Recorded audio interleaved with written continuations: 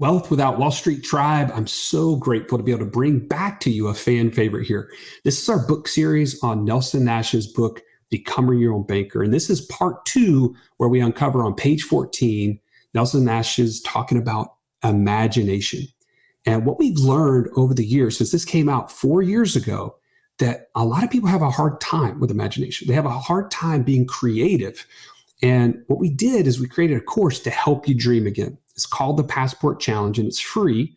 And as a result of today's episode, if you like it, we want to give you an action step. Go ahead and download our free course at wealthwithoutwallstreet.com/passport and take a look at that. See if it can help you create your vision for financial freedom, and share in the comments what you learned from that and how it's going to change your life. Now, if you love this, you got way more coming. We have an 18-part series coming your way. Let's dive into episode 2 of Becoming Your Own Banker book series.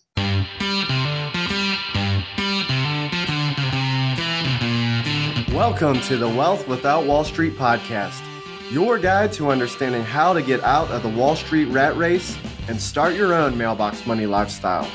Now, don't let these handsome Southern draws fool you. These financial minds are teaching our country to enhance savings, increase cash flow, and create passive income, all without the help of Wall Street. Are you ready to break through? Now here are your hosts, Russ Morgan and Joey Murray. Welcome to the Wealth Without Wall Street podcast. This is Joey, the Italian Stallion Murray, and Russ, the Idea Guy Morgan.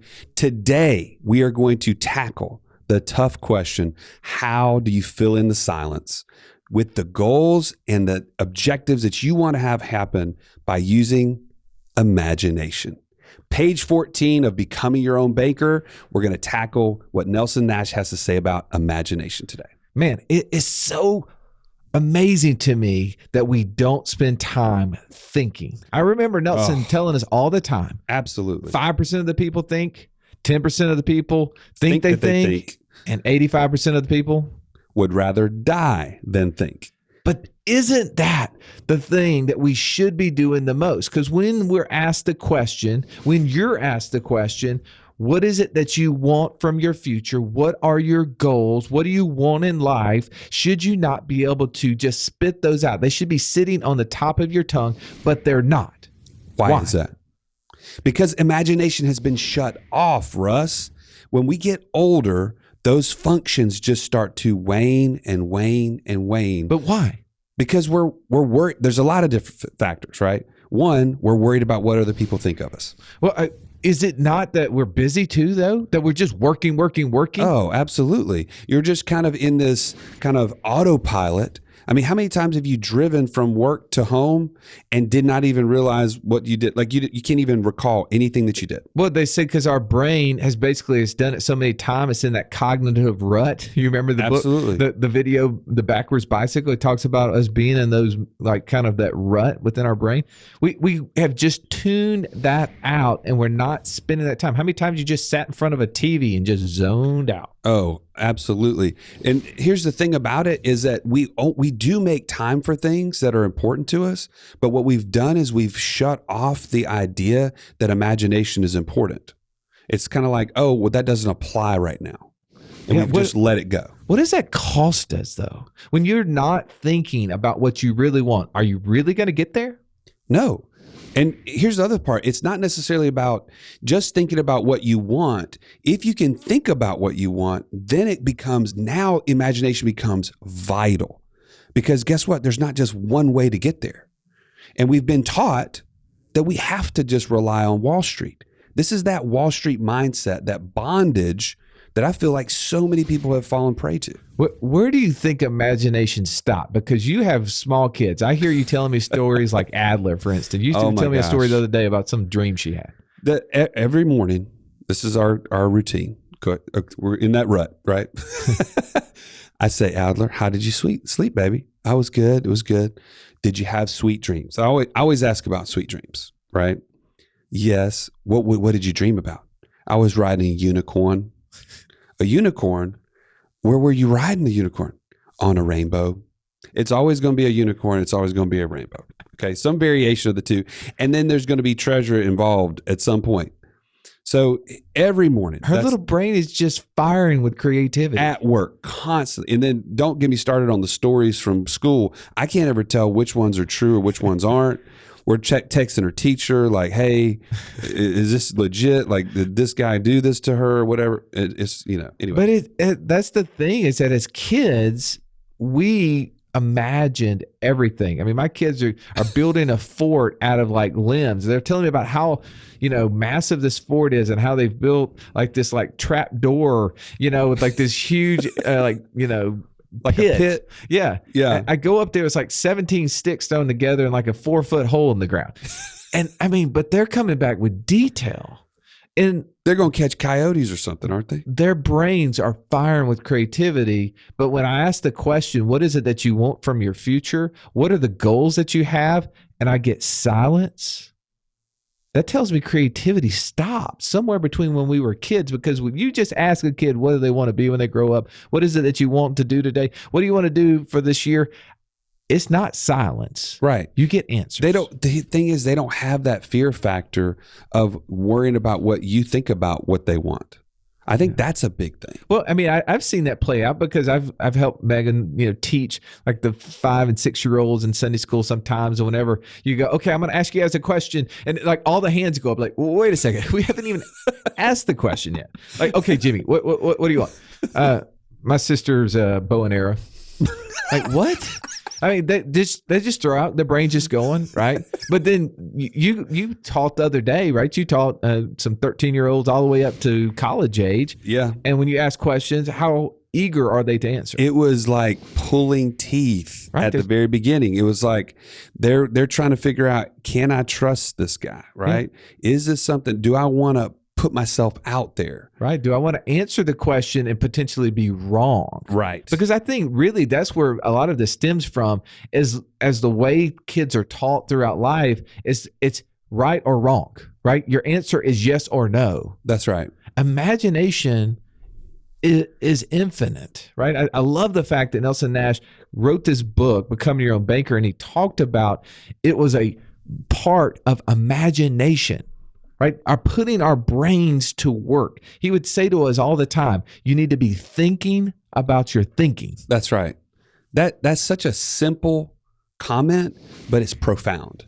Okay. Right? How do you start thinking though, Joey? Well, you got to have time.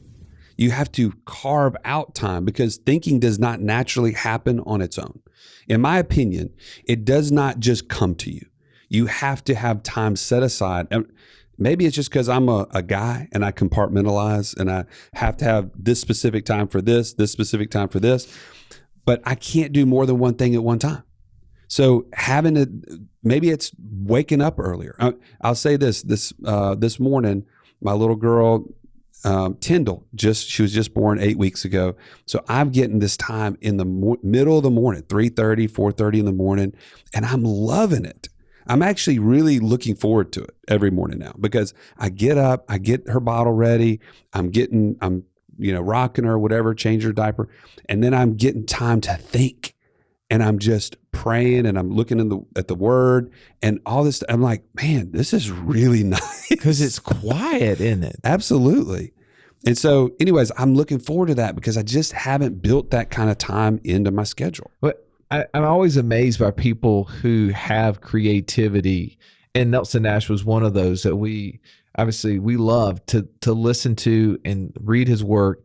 And it took after his death for us to really start seeing and hearing the stories, what maybe spurred that along. And it was those long hours that he would spend flying airplanes by himself. Or as he was a forester, as he would be riding in trucks, or walking through the woods, looking at timber. But that just gave him peace and time to think. And in our lives, with 4 kids and a career and, looking at opportunities, we get in this cadence, right? You're coaching baseball, you're going to golf practice. There's just this every single day, and our brain turns off from some of the things that we really want. Like, I love the fact that we get to spend time with our kids, we get to do these things, But if we really want to spend more time with our kids, if that's what we enjoy, shouldn't we be coming up with plans of actions to give us more time instead of just going in autopilot and doing the same thing every single day and not getting closer to our goals? And the reason why we're not getting closer because we don't even verbalize them. You know, when I talk to people, I was talking to somebody the other day and they were telling me about their vision board. Right. That they have right there in their house. This is a 27-year-old guy. He and his wife, they have a small baby, and he's talking to me about the vision board in his house. He's already created rental properties of producing $5,000 a month. And when I told him, hey, by the way, $5,000 a month, that's the equivalent of you having $1.5 million into a mutual fund account, a stock account, based upon our interview with Wade Fowle. Right. Dude, he was like, what? Are you serious? And I was like, it's amazing. But why had he gotten to that point? He had a vision board. He already knew the direction. Quick kind of tangent here. So my mom, Megan and I's birthday's in March, you know this. And my mom had called me and said, hey, I want to get you guys something for your birthdays. What can I get you? And I was like, Mom, look, I appreciate that. We'd love to spend time with you. We really don't need anything. Just please no. She goes, no. Anything you want, you know. I started joking. I was like, all right, anything you want. Okay, I want a Range Rover, right? And Megan wants a house in Hawaii. And we just kind of started joking. Well, my mom shows up a couple weeks later, and I open my present, and inside of it is a toy replica of a Range Rover. I'm talking about the one where the doors open, the steering wheel moves, and it moves the tires. Like the metal, the die cast. Yeah. And she's like, Russ, put this on your desk and envision it. Like if that's what you want, get it. You know, and she brought my wife some actually Hawaiian coffee, you know, just drink it and imagine that you're sitting, you know, go outside, let the wind blow, look at the pool and imagine, you know, you're sitting over the Hang Pacific. a Hawaii flag on the back porch. Yeah. But that was it was so awesome. My mom was trying to create this imagination. But if we don't imagine what we want in life, how are we ever going to accomplish it? Yeah, we have to start seeing this as something that's standing in the way of getting us to our goals, whether it be ever or faster. Like you think about the creativity, if we can get those things at work, we start seeing things differently. We've talked about opportunities find cash. Oh, yeah. Right? Well, so I think one of the biggest things we can say right now, okay, if you had access to cash, what would you do with it? If it was your job to put money to work, if you're the bank, think about it. If you're at a bank meeting, you're at a board meeting, and the bank president says, "Hey, by the way, Russ, I got $35 million we need to get at work. What you got? What's your ideas?"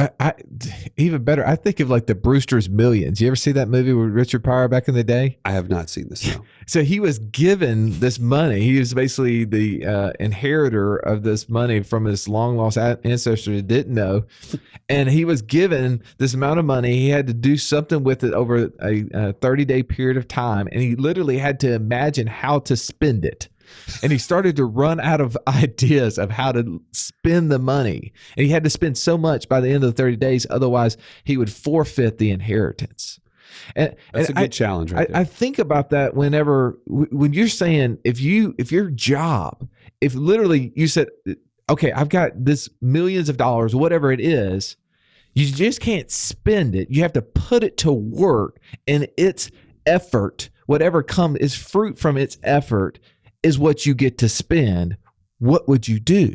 Right. You'd be thinking very creatively. You would have to. Right. But you wouldn't just accept the bare minimum. Right. You would be pushing for that limit. Like, well, man, if I did this. So here's what I want you to do right now. I want you to press pause right after I say this. Imagine that you had this big pool of money, however big it is. And if the only way you can sustain your life is from the fruit of what you use that money to do, what would you do? I like that question. That's going to challenge you to think critically. It's going to make you ask good questions, right? I think about the time that you started teaching me this back in 2010. And I said, okay, I get it. I'm starting to learn. And I could see just so much, right? It was like looking through a tunnel.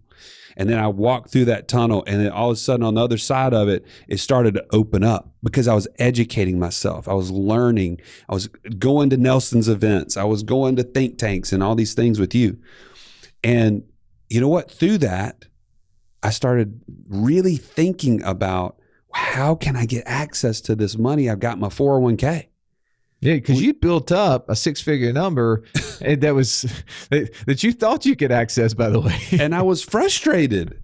And I said, wait a minute, I'm learning how to have more control, more access, more use of my money. And now I've got this money locked up.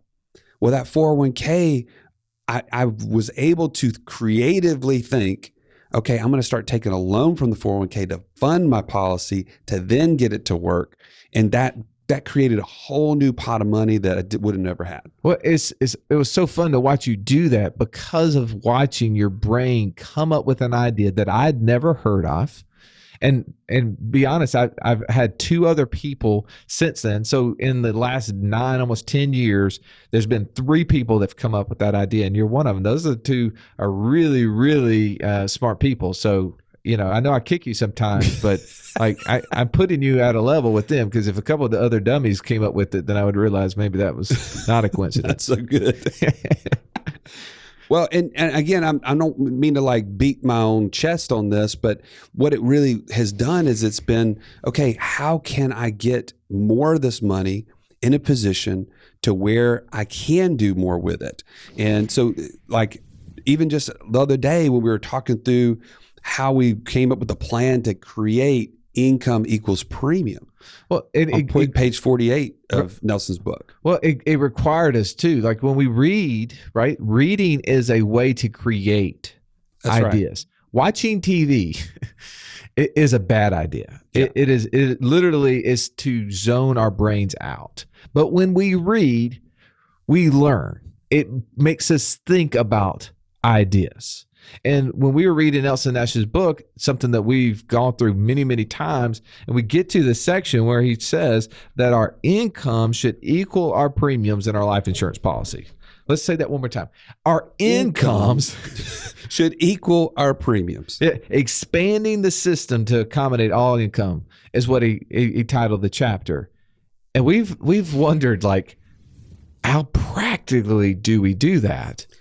I've had more people ask me that question over the last 10 years and never had an answer for them. No. Until last year. You and I just sat around and said, okay, we're going to figure this out. We're going to draw out a plan, and we're going to figure out how to actually make this work. Right. So, by the way, we're going to put the case study in the show notes. You can download it on YouTube. You can just search for it. But point is, it really took time to think through it and to challenge our thinking. I'd come to you and say, okay, what do you think about this? Is this right? Am I missing something here? And it really allowed us to expand our thinking. If you've listened to our show for any length of time, you've heard us talk about infinite banking and how we were able to use that concept to create over $50,000 a month in passive income. But it's just not that easy to figure out, how does this all connect into my own personal system? Stallion, that's why we created the passive income operating system, bro. It shows you how to turn active income into passive income. It makes all the steps come together. If you would like to get access to it as a podcast listener, we've never given this away in public before. Go to what'swhatwallstreet.com/PIOS. There was nothing worse than walking into class when you're in school and the teacher saying, pop quiz day. Why? Because you were unprepared. Are you unprepared, though, for financial freedom?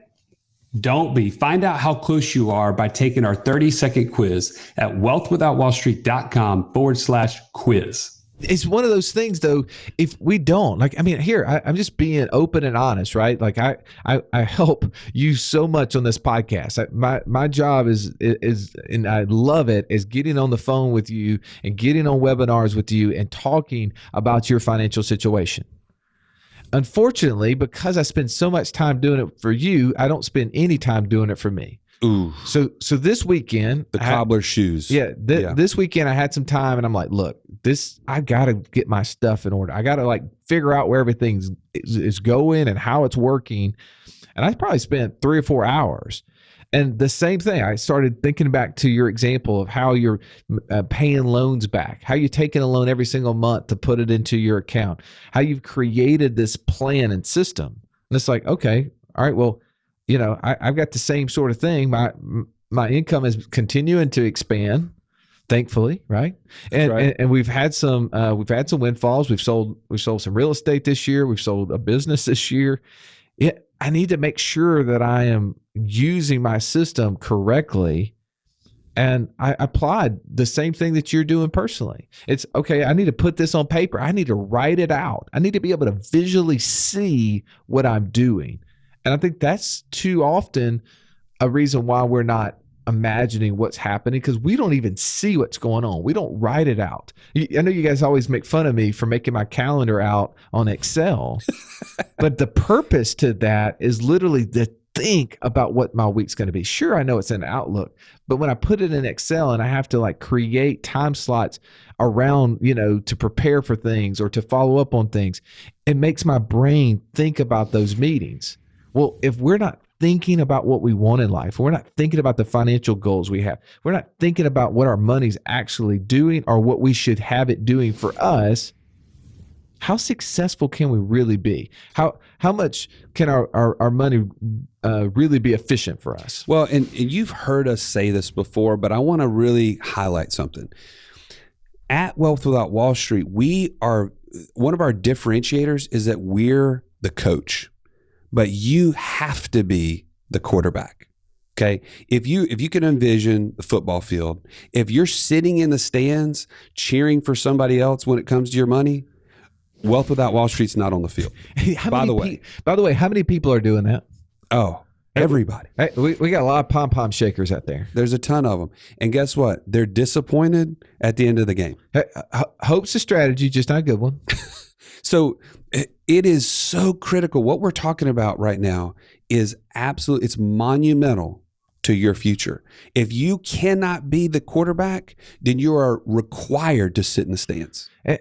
And by the way, you and I are fairly decent coaches. We've done this for a while. I think we've been very successful as coaches, but we're only as successful as our players, as the people who are actually playing the game, right? I mean, that's right. At the end of the day, we're rooting you on. We're giving you game plans. We're helping you with some of that imagination.